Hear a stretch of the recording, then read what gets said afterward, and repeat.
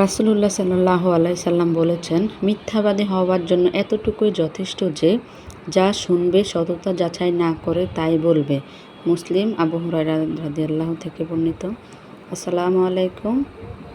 আমি বাংলাদেশি ব্লগার মায়া বলছি ঢাকা থেকে। সবাই কেমন আছেন? আশা করি ভালো আছেন। আমি আল্লাহর রহমতে ভালো আছি।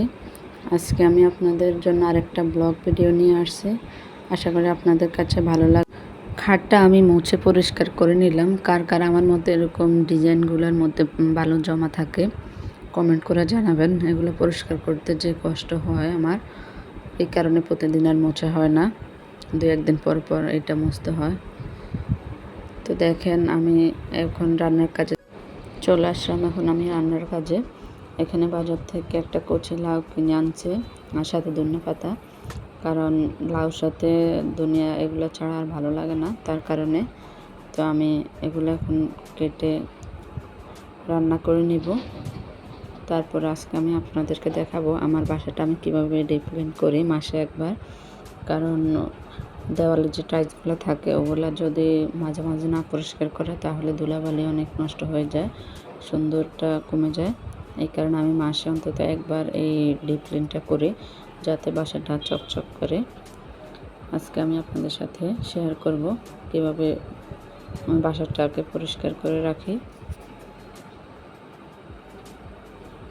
আমি লাউটা কাটতেছি। আমি যেটা এখন করে আমার মেয়েটা আমার কাছে আসে, ওর এখন 10 মাস চলে। ও এখন আমি যেটাই হাত দিতে যাই ও ওটা হাত দিতে যায়, ও ওটা ধরবে, ওর কাছে এগুলাই ভালো লাগে। এই কারণে ওর হাতটাও দেখছেন আপনারা। ওর সুস্থতা কামনা করবেন আপনারা, আশা করি।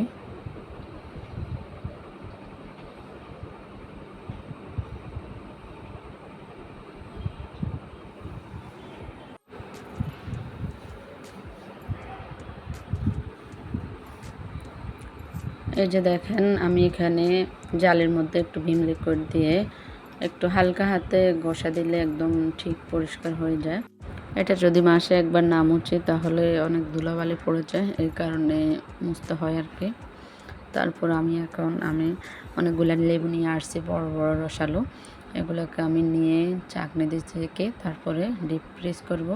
তারপরে একটু টুকরো টুকরো করে জুস বানিয়ে খাওয়া যায় অনেক তাড়াতাড়ি। এটা আমার বাচ্চারাও পারে, কারণ লেবু ছিপবে, ওগুলো জুস করবে, এটা তো কষ্ট ওদের জন্য। আর আমি যেভাবে রেখেছি এভাবে ওদের অনেক সুবিধা হয়। এই যে আমি একটা গ্লাসে, স্টিলের গ্লাসে এভাবে করে, এখন তো আমি এক হাতে মোবাইল রাখছি এই কারণে আমি দেখাতে পারছি না। এভাবে করে আমি এখানে অনেকগুলো রসও হয়েছে।